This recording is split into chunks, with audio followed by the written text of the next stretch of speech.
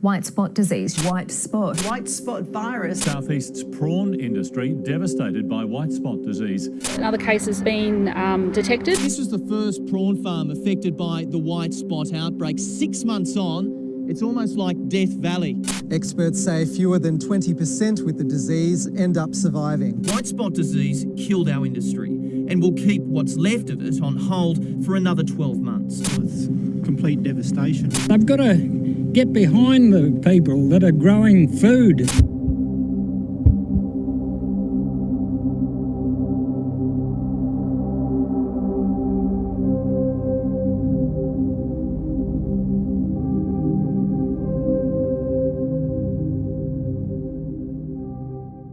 My name is Kim Hooper and I'm the Executive Officer of the Australian Prawn Farmers Association. So I look after everything operational.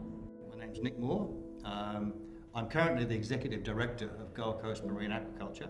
I'm semi-retired basically now, but I'm still employed to do strategic work with the farm and special projects. Look, the evidence showed at the time that there were wreck fishers who were fishing with imported prawns, using it as bait because it was cheaper at the time, and they tested positive for white spot. So from an association perspective, we're pretty 99% sure that it's come in through that pathway. So obviously the white spot incursion was new when it was in Queensland. It's still an exotic disease, but it was, we've never had it here before such as that. So there was a lot of learnings, I guess, with Queensland government and with the farmers as well. There were a lot of job losses. It was a very, very stressful time for at least 8-9 months. Queensland government came in very heavy-handed to try and eradicate it, which to their credit is something that we would try and do. Unfortunately, however, there were still learnings about what type of chemical to use, how long does it stay for, does it release, does it need to fallow. So initially it was quite a chaotic mess. In the early part of December, we got a phone call that told us that a farm upriver had been confirmed with white spot. Now, my first reaction to that was disbelief. It became very clear very quickly that it was an actual outbreak of white spot, and it was exceedingly serious, and it was headed our way. We're downriver, the water's coming, the water's going to, tide will bring the water past us, birds and other vectors. But the problem was, of course, it was right at a time where the animals were fairly small. There's no commercial value to them at all. But they were right in the middle where you've spent an enormous amount of money to get them to that stage.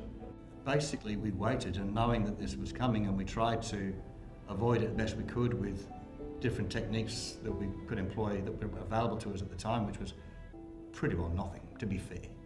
We saw our first animal that looked positive towards the last days of 2016, and it was confirmed in the early first few days of 2017.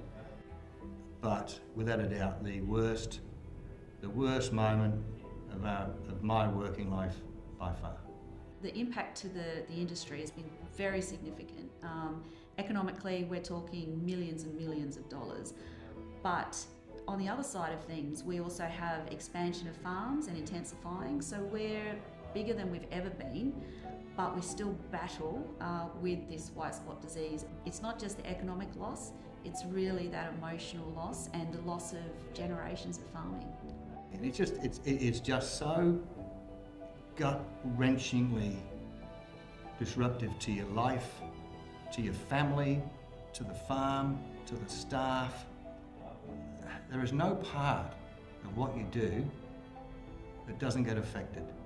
Your staff are your biggest asset, right? They are by far the biggest thing in your life. They're the biggest thing in your farm. You can't survive without them. But it's not just the staff, they've got families. They're families and they've got children. And they look to you, they need you like our animals need you. So when things like this happen, you stop thinking about yourself. And you start thinking about, yes, think about your family, but you always think about the needs that you've got, the people that rely upon you as much as your animals do for their health as well. And that was the hardest and toughest part, I think, of the entire experience.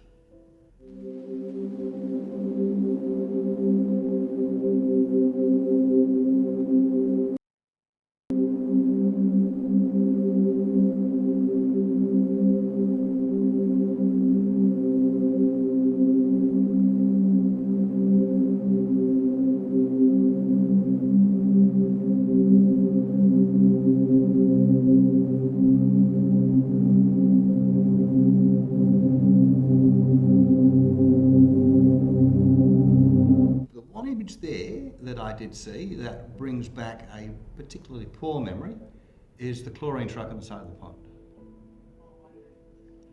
You look after, like I say, you look after animals, and you've got 25, in our case we've got 25 million of them on that farm. And you've been told you've got to destroy them, okay? I 100% endorsed and understand the need, absolute need for destruction of those animals, for the safety of the industry, and I would do that again.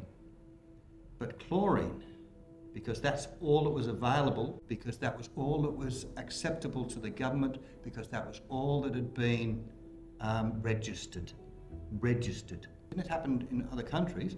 They didn't use chlorine. They moved on from chlorine. But Australia refused to move on. That was the problem for me. So we had to watch millions of animals come to the surface and die over not hours, but certainly within an hour of suffocating before they die and fall to the bottom, and then you've got to drain that water out and have a look at what's left on the pond floor. Horrendous.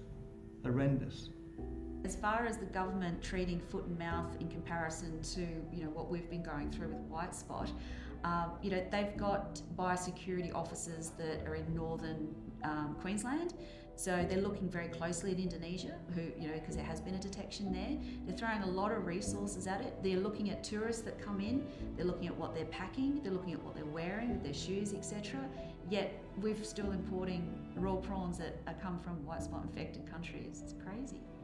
So for the prawn farming industry, we're not as big as some of the other industries, but we've grown from 4,700 tonne 4 years ago to now over 10,000 tonnes. So we've got a difference there from $80 million GBP to now $210 million.